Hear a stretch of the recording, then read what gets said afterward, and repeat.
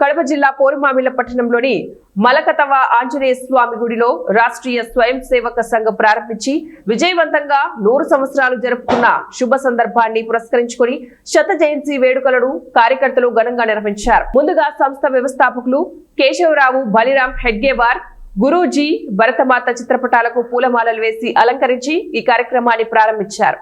కార్యక్రమానికి ముఖ్య అతిథిగా విచ్చేసిన Porumamilla forest range officer Shri Raghunath Reddy మాట్లాడుతూ దేశం కోసం ధర్మం కోసం ఆర్ఎస్ఎస్ గత 100 సంవత్సరాలుగా పనిచేస్తూ భారతదేశానికి ఒక రక్షణ కవచంలా నిలిచిందని అన్నారు.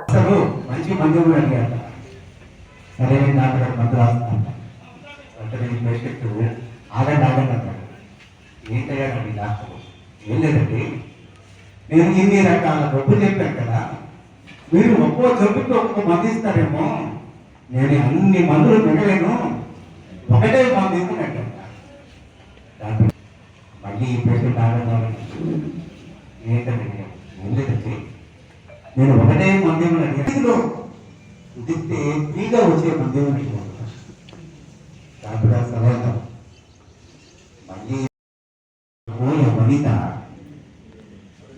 వాళ్ళని నిర్మించింది ఎవరు? నలుడు నిలుడు అడవిలో ఉండే వానరులు రాముడికి సహకరించారు. ధర్మకృష్ణాన్ని చెప్పాడు ఒక సహకరిలో రాముడికి లేని కులం మనకే ఉంటాం.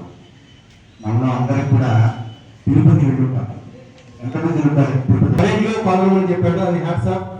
మధ్య మధ్యలో కొన్ని అనివార్య కారణాల వలన 5 అన్నారు, కానీ దానికి ఆధారాలు లేక మన ఆర్ఎస్ఎస్ అనేది ఇప్పటికీ ఎప్పటికీ ఈ 3 ఉన్నంత వరకు ఇంకా డెవలప్ కావాలని కోరుకుంటున్నాను. ఇంకోటి ఏంటంటే ఓన్లీ నాకు తెలిసి ఆర్ఎస్ భావజాలు హిందూ మతం పర్ఫెక్ట్ గా ఉండేది కేవలం మన ఇండియా మాత్రమే. ప్రతి మతానికి చాలా కంట్రీస్ ఉన్నాయి.